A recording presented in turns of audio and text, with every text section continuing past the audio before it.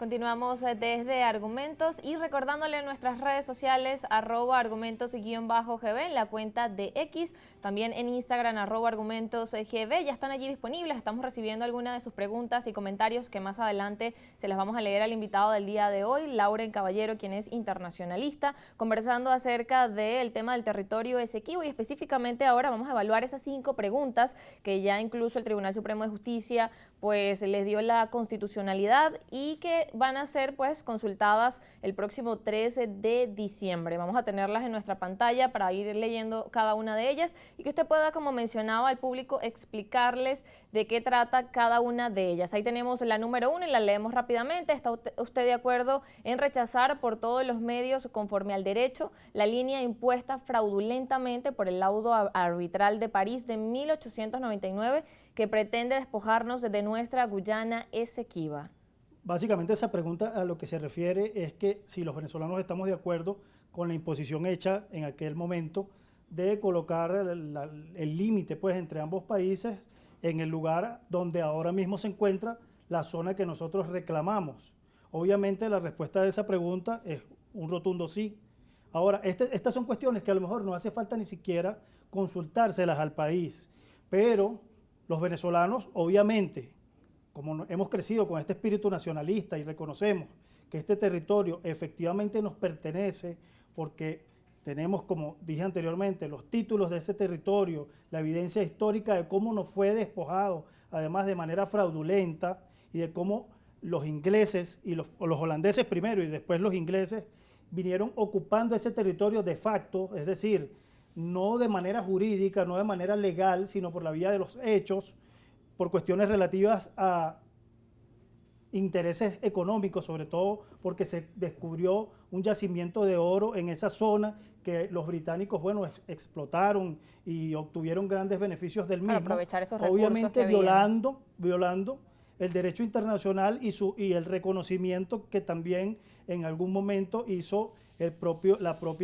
imperio británico, pues de cuáles eran las fronteras nacionales. Los venezolanos rechazamos esa línea impuesta de manera fraudulenta, por supuesto que sí.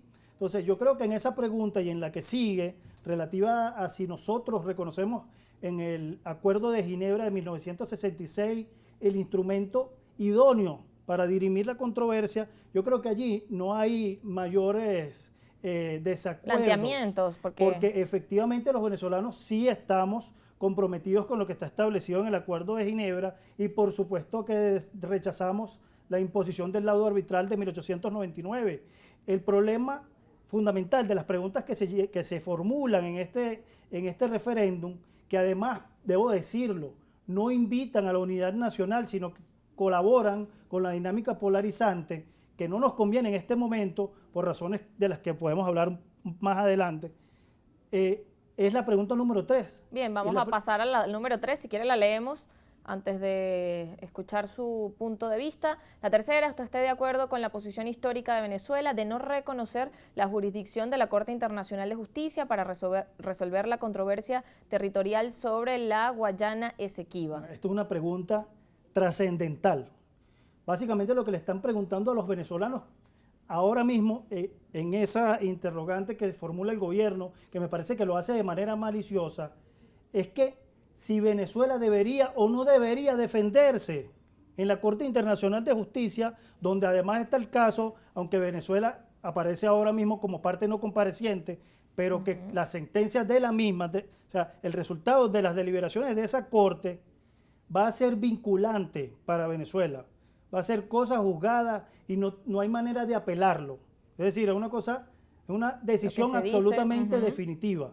Entonces, si Venezuela no va y defiende, es decir, si el gobierno que tenemos ahorita no va y defiende en esa corte con todos los elementos que tenemos de convicción de que ese territorio es nuestro, simple y sencillamente podemos dar prácticamente por perdido el territorio y la fachada atlántica esa de la que tanto se habla y que aún no está delimitada, pero que es nada más y nada menos que la proyección que este territorio le brinda pues en el Océano Atlántico a Venezuela.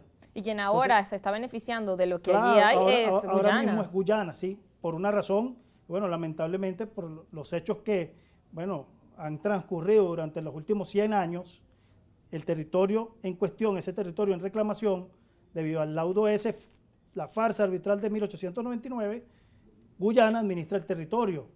Entonces, es delicado que el gobierno traspase una responsabilidad de Estado al pueblo venezolano sin primero explicar las repercusiones de una respuesta negativa o positiva. Si los venezolanos responden que sí a esa pregunta número 3, le están dando al gobierno un cheque en blanco para que no asista a defender nuestros derechos ante la Corte, y por consiguiente la responsabilidad de no asistir allí ya no sería del gobierno, sino que sería de nosotros los que votemos afirmativamente allí. Entonces esa es una pregunta que un venezolano patriota, que un venezolano que está seguro de que el Esequibo es de nosotros, respondería con un rotundo no, porque este gobierno tiene la responsabilidad de armar una defensa lo suficientemente sólida, lo suficientemente blindada como para garantizar que Venezuela salga lo mejor parada de ese juicio y no correr la arruga diciendo que la Corte es un instrumento imperial o que nos quieren robar el territorio o excusarnos en los laudos que perdimos en el pasado. Eso es irresponsable. El otro elemento que es muy grave... Y antes de avanzar en eso, también sería importante agregar que usted dice hay que preparar esa defensa. ¿Qué tendría que conllevar esa defensa? Y además, no solamente, bueno, preparamos esa defensa aquí nosotros en una puerta cerrada, sino también involucrar a otros especialistas en el área, claro, quizás, sí. Y que influyan también personas que en el ámbito internacional tengan conocimiento. Absolutamente de acuerdo. Venezuela cuenta con un grupo de juristas, de expertos en derecho internacional, en historia, que conocen este tema en profundidad, porque se le han dedicado toda su vida le han dedicado a estudiar este diferendo, esta situación de despojo, de crimen pues, que se cometió contra Venezuela, y lamentablemente a mí me parece que no han sido tomados en cuenta. Estamos hablando del doctor Faúndez, que es un experto en el tema. Estamos hablando de profesores como Kenneth Ramírez, que maneja muy bien este tema de los litigios internacionales y que además forma parte del Consejo Venezolano de Relaciones Internacionales. Sí, estamos hablando del personal agrupado en las academias de Ciencias Económicas y Sociales, en la Academia Nacional de la Historia. ¿Por qué estas personas, por qué estos venezolanos ilustres no están siendo tomados en cuenta de la manera como deberían estar siéndolo en un momento tan relevante para el país, si efectivamente es un asunto de unidad nacional, es un asunto de Estado? No es un asunto para resolverlo con disputas politiqueras absurdas que al final del día nos perjudican como nación. Por ahí hay unos mapas que yo le hice llegar a producción. A mí me gustaría que mostráramos. Evaluar uno de los mapas. El mapa de cómo era la Capitanía General de Venezuela en el año 1700. Bueno, este mapa, fíjate, este no es el de la Capitanía General de Venezuela, pero este mapa corresponde a los territorios que correspondían a Venezuela en los años 30 del siglo XIX. Estamos hablando de 1833. Y se refiere este mapa específicamente a un acuerdo que Venezuela había conseguido por intermedio de un diplomático, Santos Michelena, con un señor, digamos, el representante de Relaciones Exteriores de Colombia, para delimitar el territorio venezolano por el diferendo que quedó, pues, luego de la separación de la Gran Colombia respecto a cuál era el territorio de cada uno de los estados. Por cierto, cada uno basándose en el principio del uti possidetis juris. Y ese mapa grandote, no lo quiten porque es interesante, ese mapa que vemos allí grandotote, si ustedes se fijan allá arriba, le otorgaba a Venezuela en esa negociación toda la mitad completa de la península de La Guajira. ¿Sabe por qué perdimos toda esa península de La Guajira y el mapa quedó después reducido a un pedacito nada más, que después nos trajo además unas consecuencias en los años 80 con la crisis de la corbeta Caldas? Bueno, ese territorio lo perdimos porque la intransigencia de las fracciones políticas venezolanas, la contienda permanente, llevó a que el Congreso del año 1833 rechazara, mejor dicho, el Congreso del año 1835 hasta 1840, bueno, el Congreso rechazó esa línea porque era muy poquito, porque los venezolanos teníamos que quedarnos con toda la península de La Guajira. ¿Saben cómo terminó el mapa? Por las contiendas internas. Y bueno, en 1891 se decidió, mediante otro laudo arbitral, que Venezuela perdía todos esos territorios y bueno, muestren el otro mapa, allí está cómo quedamos después. Es el mapa que conocemos ahora mismo, sin la zona en reclamación, que sería la Guayana Esequiba.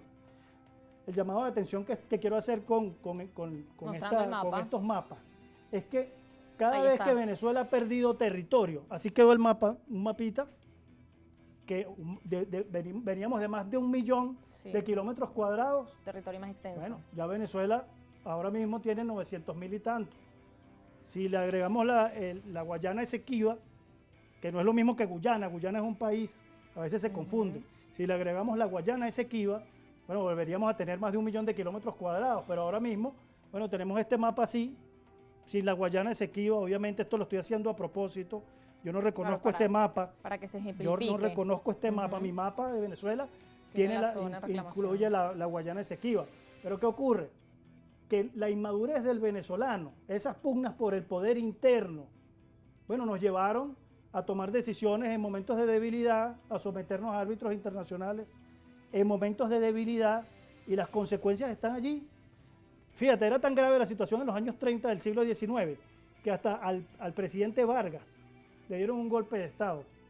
Los militares que querían... Claro, había otras situaciones políticas que influían. De allí la famosa frase del diálogo entre Pedro Carujo, el militar, y el civil José María Vargas. Pedro Carujo le dice, el mundo es de los valientes. Y José María Vargas le dice, no, el mundo es del hombre justo y honrado. Entonces, si nosotros queremos llegar a una situación que sea verdaderamente beneficiosa para Venezuela, por lo menos debemos deslastrarnos de ese espíritu de rencilla interna permanente que no nos deja ver con claridad la situación en la que nos encontramos. Y lamentablemente, queridos amigos, la situación en la que se encuentra Venezuela hoy es una situación de franca debilidad frente a una comunidad internacional que parece que se unió en franca callapa, como decimos popularmente, contra Venezuela. Lo acaba de decir el ministro Padrino. El tema de ahora el Commonwealth también, Almagro. Tenemos declaraciones nefastas de los representantes del CARICOM, todo del lado de Guyana, obviando una realidad histórica que tiene que ver, bueno, con un despojo que la potencia imperial del momento, que era la Gran Bretaña, nos hizo a todos los venezolanos. Y que por supuesto en la comunidad internacional tienen peso cada una de esas declaraciones. Y vamos a seguir revisando parte de estas preguntas y parte de lo que ha sido pues esta disputa del territorio Esequiba más adelante, luego de la pausa.